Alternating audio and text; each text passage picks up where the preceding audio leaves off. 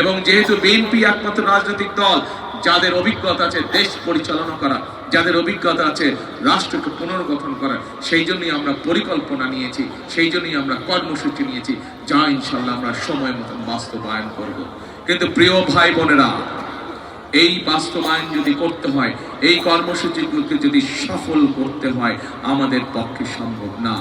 আজ আমরা এখানে ধানের শীষের সকল মানুষ আপনাদের সামনে হাজির হয়েছে, কিন্তু আমাদের সবচাইতে বড় শক্তি হচ্ছে এই বাংলাদেশের মানুষ, এই বাংলাদেশের জনগণ। কারণ আমরা বিশ্বাস করি জনগণই হচ্ছে আমাদের সকল শক্তির উৎস, রাজনৈতিক শক্তির উৎস।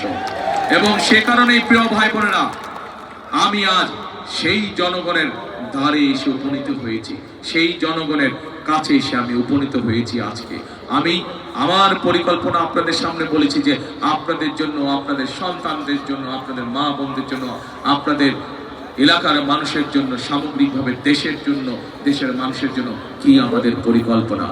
কিন্তু ভাইরা, আমি একটু জানতে চাই 12 তারিখে আপনাদের কি পরিকল্পনা? বুঝি